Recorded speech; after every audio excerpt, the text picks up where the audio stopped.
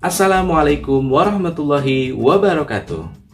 Hai anak-anak, jumpa lagi bersama Pak Helmi dalam video pembelajaran kelas 3. Seperti biasa, mari sama-sama kita awali dengan berdoa. Berdoa dimulai.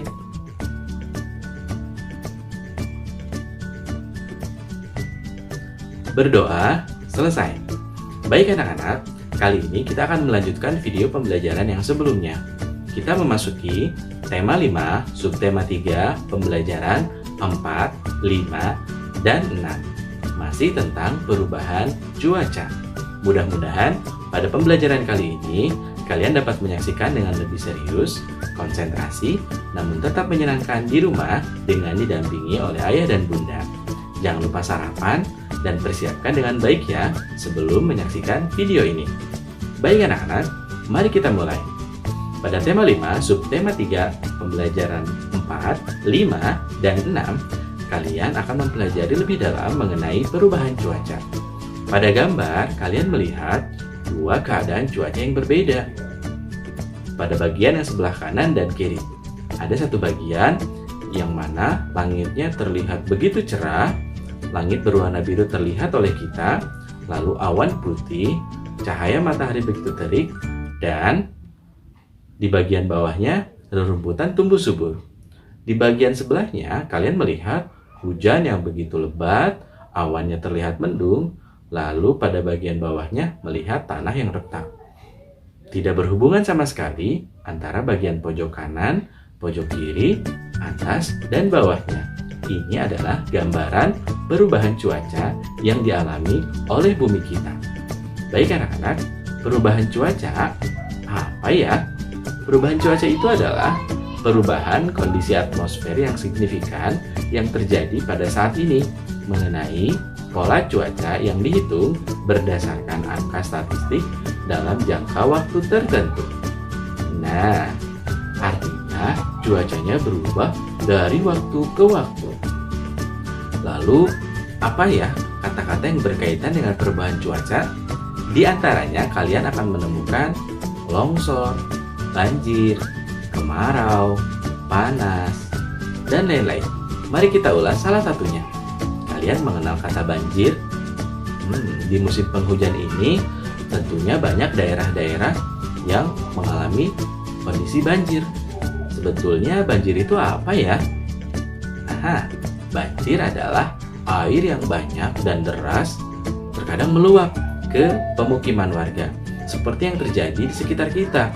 Di daerah Bogor, di bagian hulu, di daerah puncak ketika hujan lebat, lalu air Ciliwung menguap, maka daerah yang menjadi daerah aliran dari sungai Ciliwung tersebut akan mengalami situasi yang terendam oleh banjir, bahkan bisa menjadi meluap sampai ke pemukiman warga.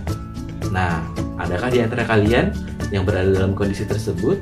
Semoga kalian tetap dijaga kesehatannya ya, dan selalu memberi kabar apabila ada saudara-saudara kalian di rumah yang sekarang terkena musibah bencana, terutama diantaranya adalah musibah banjir. Baik, berikutnya, pada air yang meluap ini terjadi saat musim hujan. Desa sering dilanda banjir.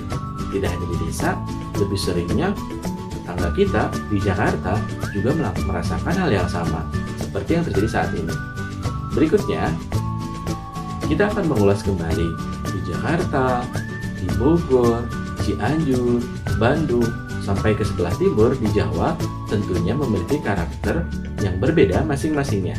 Seperti kalian lihat pada gambar, terdapat banyak sekali perbedaan warna pakaian, transportasi, ibadah, rumah ibadah mereka masing-masing.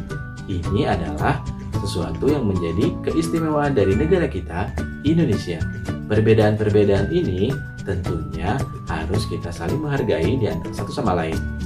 Seperti yang kalian lihat, ada yang mengenakan pakaian adat Perak, kemudian menggunakan pakaian adat yang menggunakan senjata, parang, dan tentunya rumah ibadah dan rumah adat mereka masing-masing berbeda.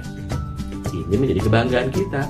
Ada yang masih ingat pada video pembelajaran sebelumnya, kita mengenal semboyan negara kita, yaitu Bhinneka Tunggal Ika.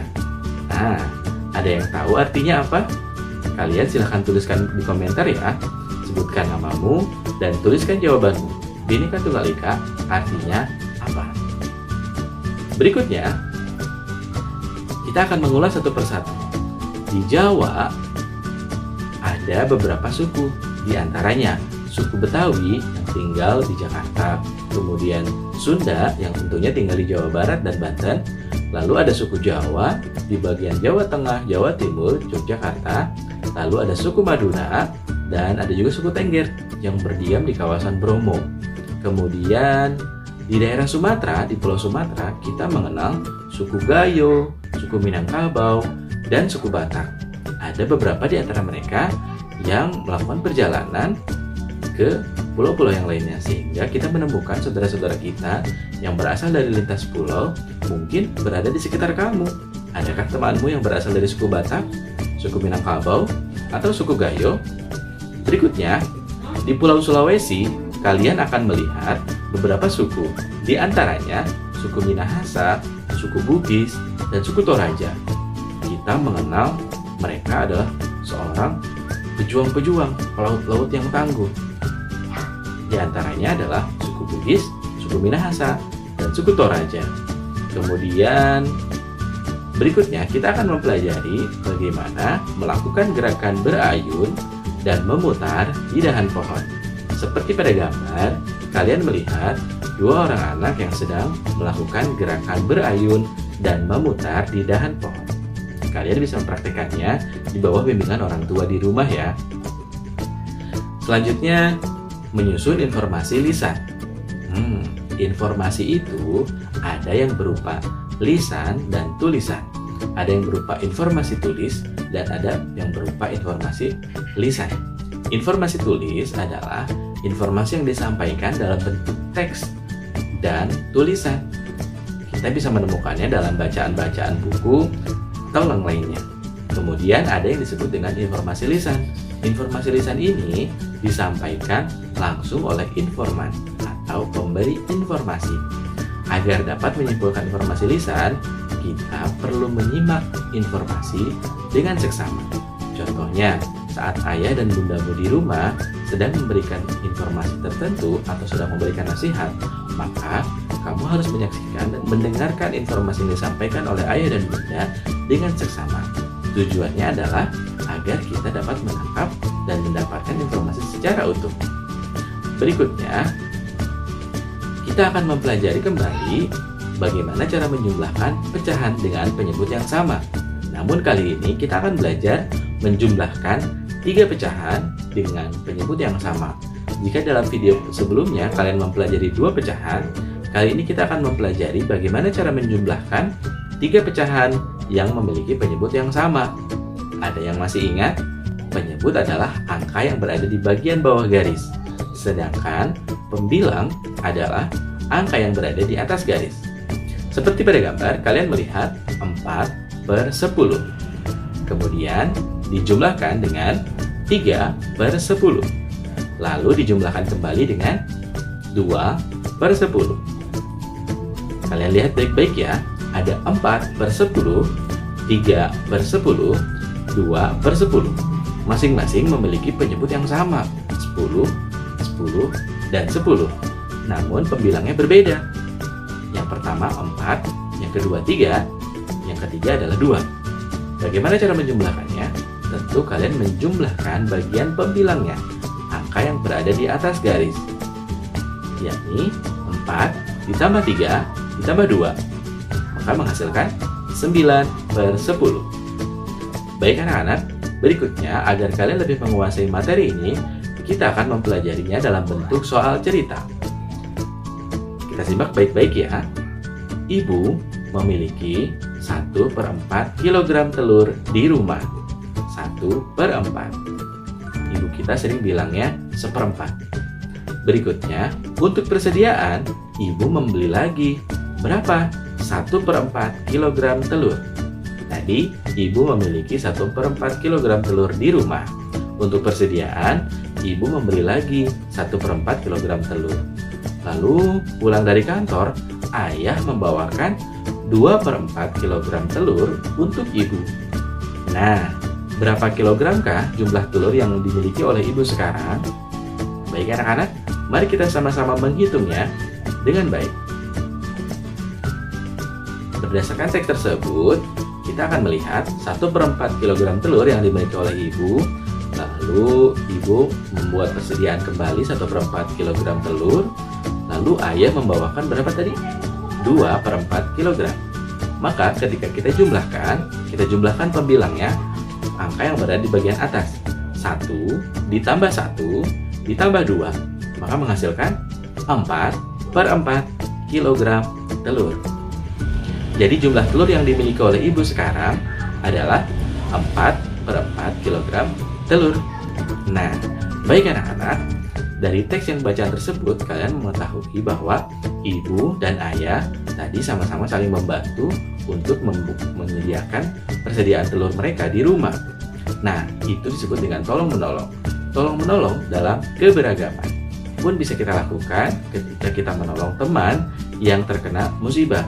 Misalnya, teman kita terkena musibah banjir, maka kita bisa menolongnya dengan memberikan atau menyumbangkan sebagian dari pakaian kita untuk keperluan mereka atau makanan kita. Berikut contohnya, tolong-menolong dalam keberagaman menghimpun bantuan untuk korban bencana alam atau membantu orang tua menyeberang jalan. Jadi kita bisa membantu nenek atau kakek yang kita lihat di samping jalan ketika mereka akan menyeberang dengan baik. Atau kita mengantarkan teman yang sakit ketika nanti masuk sekolah untuk dilaporkan ke guru dibawa ke UKS sekolah. Itu adalah salah satu bentuk tolong-menolong dalam keberagaman. Nah, anak-anak, kita akan menemukan kembali beberapa istilah yang sangat sukar atau sulit untuk ditemukan artinya. Kita bisa menemukan artinya di dalam kamus. Kamus itu apa ya? Kamus adalah buku yang berisi kata-kata atau istilah yang disusun berdasarkan abjad.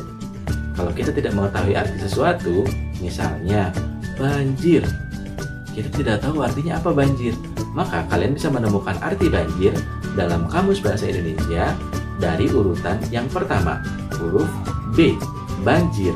Maka kalian akan menemukan istilah banjir artinya apa ya? Itulah tadi pembelajaran kita pada hari ini.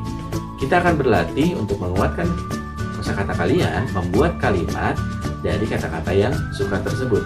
Misalnya, kata cerah memiliki makna yaitu terang, keadaan langit yang bisa melihat bagian-bagian yang ada di langit atau benda-benda langit. Nah, bagaimana caranya kita membuat kalimat menggunakan kata cerah? Contoh, seperti pada kalimat, cuaca pagi ini kelihatan cerah. Nah, adakah di antara kalian yang bisa membuat kalimat kreatif dengan menggunakan kata cerah? Kamu tuliskan juga ya jawabanmu di kolom komentar video ini. Jangan lupa sebutkan nama dan kelasmu. Ingat ya, jangan sampai tertukar. Kelas Pak Helmi dan kelas Bu Lilis, kelas Pak Helmi 3A dan kelas Bu Lilis 3B. Baik anak-anak, tetap semangat belajar. Itu adalah video pembelajaran kita pada hari ini. Mudah-mudahan membantu pembelajaran kalian di rumah. Tetap jaga kesehatan, gunakan protokol kesehatan saat keluar rumah, dan saling mengingatkan. Jangan lupa gunakan masker. Mohon maaf apabila ada kekurangan. Jangan lupa like, comment, share, and subscribe. Terima kasih. Wassalamualaikum warahmatullahi wabarakatuh.